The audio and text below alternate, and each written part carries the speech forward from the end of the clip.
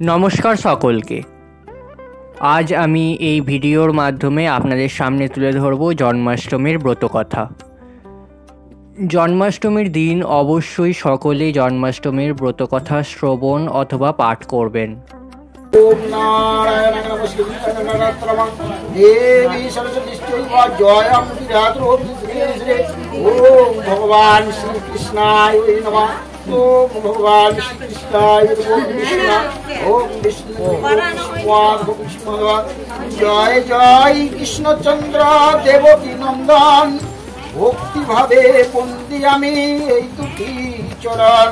জন্মাষ্টমীর ব্রতকথা করিতে রচনা হৃদয়ে উদ্দীপ্ত হয় শত বাসনা। পুণ্য চিন্তা করি যেন হইয়া বামন চন্দ্র ধরিবারে সাধ হইল তেমন। কিন্তু তবু মনে পড়ে তিনি দয়াময় করিলেন তাহার কাজ কি পাতার হয়। যার কৃপা হলে পঙ্গু গিরিপার হয়, যার কৃপা হলে মুখ কত কথা কয়। সেই কৃষ্ণচন্দ্রের আমি করিয়া প্রণাম জন্মাষ্টমী ব্রতকথা পত্রে লিখিলাম। প্রার্থনা মনোবাসনা পূর্ণ যেন হয়, অন্তিমেতে পাই যেন চরণে আশ্রয়। জন্মাষ্টমীর ব্রতকথা করিতে শোভন ভূমিষ্ঠ মনির পদ করিয়া বন্ধন। একদা দিলীপ রাজা কনক মণিপতি শ্রীকৃষ্ণের জন্মকথা শুনিতে শ্রম প্রতি অতিশয় ইচ্ছা হয় ওহে মহামণি কৃপা করি সেই কথা বলুন আপনি। ভাদ্র মাসে কৃষ্ণপক্ষে অষ্টমী তিথিতে কিবা হেতু জনার্দন জন্মেন ধরাতে। শঙ্খ চক্র গদা পদ্ম ধারী নারায়ণ দেবকীর উদরে জন্মে কিসের কারণ। বশিষ্ঠ কহেন রাজা শুনো ভক্তি মনে এই নারায়ণ স্বর্গতেজি কিসের কারণে। এই পৃথিবীতে জন্মে দেবকীর উদরে সেই পুণ্য কথা বলি তোমার গোচরে। পূর্বকালে কংসাসুর নামে নরপতি অহংকারে মত হয়ে থাকে দিবারাত্রি। ধরা অধীশ্বর হয়ে সেই দুরাচার পৃথিবীকে তাড়না করিল বহুবার। সহিতে না পারি দুঃখ পৃথিবী তখন মহেশে সকাশে গিয়ে করে নিবেদন। পৃথিবীর দুঃখ দশা দেখি সুলোপানি ক্রোধেতে অধীর হয়ে কহে এই বাণী। দেবগণে চলে যায় ব্রহ্মার সকাশে করিব উপায় আজি কংসের বিনাশে। অনন্ত মহেশ্বর দেবগণে লয়ে গমন করিল সবে ব্রহ্মালয়ে। দেবগণে নিবেদন করে ব্রহ্মার পাশে উপায় করুন প্রভু কংসের বিনাশে। ব্রহ্মা তবে হংস বৃষ্টি পরিহরণ ক্ষীরোদ সাগরে যান লয়ে দেবগণ। সাগরের তীরে স্তব করে সুরগণ সব তুষ্ট হইলেন দেব নারায়ণ। নারায়ণ বলিলেন ওহে দেবগণ বিষণ্ণ বদন সবে কিসের কারণ। কিবা হেতু করেছু হিতায় আগমন। ব্রহ্মা বলিলেন প্রভু করি নিবেদন। শিব ভরে বলিয়ান হয়ে কংসাসুর পৃথিবীরে দেয় সদা যাতনা প্রচুর। নাহে মানে দেব দ্বিজ গুরুজন আদি অহংকারে মত হয়ে থাকে নিরবধি। মহেশ্বর দিল বর ভাগিনার হাতে নিধন হইবে কংস নয় অন্য হতে। তাই প্রভু নিবেদন অভয় চরণে রাখিতে দেবের নাম কংসের নিধনে। দেবকের উদরে জন্ম করিয়া গ্রহণ পৃথিবীর দুঃখ দশা করুণ মোচন। নারায়ণ বলিলেন দেব মহেশ্বর পার্বতীকে সাথে দেন একটি বৎসর। কার্য শেষে পুনরায় আসিবে চলিয়া এত বলি উমা রমা সাথেতে লইয়া। মথুরার উদ্দেশ্যে যাত্রা করি নারায়ণ দেবকীর উদরে জন্ম করিলেন গ্রহণ। যেই কালে বৈকুণ্ঠে জি ব্রহ্মা সনাতন করেন দেবকীর গর্ভে আশ্রয় গ্রহণ। সেই কালে শ্রী শিব ব্রহ্মাদি দেবগণে সনকাদি নারদাদি মুনি ঋষিগণে উপস্থিত হইয়েছে কংস কারাগারে, স্তব্ধি করেন সবে ভক্তি সহকারে। তারপর আবির্ভাব কালেরও সময়, ভক্ত হৃদয় শতভাব হইল উদয়। আকাশেতে রবি আদি নবগ্রহগণ মঙ্গলজনক স্থানে আসিস্থিত হন। ভাদ্র মাসে কৃষ্ণ পক্ষে অষ্টমী তিথিতে, বুধবার রোহিণী নক্ষত্র নিশার্তে। সর্বাধিক আলোকিত করিয়া শ্রীহরি, ধরাধামে অবতীর্ণ শিশু রূপ ধরি। পরিধানে পিত বাস কৌস্তব্য ফলেতে, চতুর্হস্ত শঙ্খ চক্র গদাব্য করেতে। রূপ হেরি বসুদেব দেবকী চিন্তিতিল, বুঝিবা দেবতা আসি জনম লোভিল। নানাবিধ সব করি বলে নারায়ণ, চতুর্ভুজ পরিহার করুণ এখন।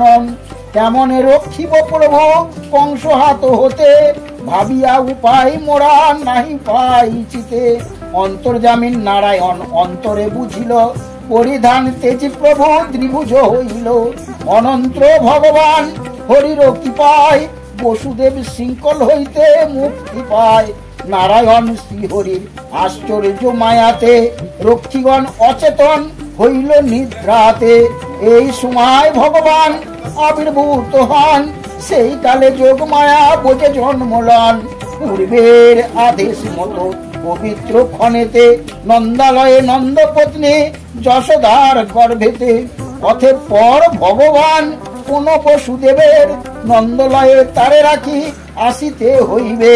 নন্দকন্যা যোগ মায়া ভগবতীকে, আনয়ন করিয়া দেবেন দেবকীকে। ভগবান কৃষ্ণ বাক্য করিয়া শ্রবণ, নিজ বস্ত্রে শ্রীকৃষ্ণকে করিয়া আচ্ছাদন। বসুদেব নন্দালয়ে করেন গমন, বিঘ্নহারী শ্রী বিষ্ণুকে করিয়া শরণ। সেই কালে বসুদেব গমন করিল, কারাগৃহে লোহদার মুক্ত হয়ে গেল। নন্দমন্দ মেঘাঘন করে হো গর্জন, মৃদুমন্দ বৃষ্টি ধারা পতিছেন পতন। স্বয়ং অনন্তদেব সর্পরূপ ধরি, বাড়ি নিবারণ জন্য কৃষ্ণ শিষ্যপুরে। ছত্রের মতন ফনা ধরিয়া ধারণ, বসুদেবের সাথে করে গমন। এইভাবে বসুদেব যাইতে লাগিল, যমুনার তটে আসি উপস্থিত হইল। দুই কোলে বহিছে বান, বসুদেব ভাবে কেমন হইয়া পার গোকুলে যাইবে। ভাই কি করিব বলে কাঁদিতে লাগিল, অন্তর্জামিন নারায়ণ অন্তরে জানিল। দেখিতে দেখিতে জল আসিল কমিয়া, শিবারূপে পার হয় যান মহামায়া। শিবার পশ্চাতে ধরে বসুদেব যান, মায়া করি বাড়ি মধ্যে পরে ভগবান। বসুদেব কাঁধে পুণ্য শিরে হাত দিয়া, জলক্রিয়া করে কৃষ্ণ যমুনা লইয়া। যমুনার পরে সাদ কৃষ্ণকে পাইয়া, কিছুক্ষণ পরে কৃষ্ণ উঠিল ভাসিয়া। আনন্দেতে বসুদেব তুলে নিয়া কোলে, যমুনা হইয়া পার আসিল গোকুলে। অনন্ত বসুদেব আসি নন্দালয়ে, যশোদার নিকটে দেখে কন্যা আছে শুয়ে। মহামায়ার প্রভাতে গোপ গোপী যত, কেউ কিছু নাহি জানে সবে নিদ্রাগত।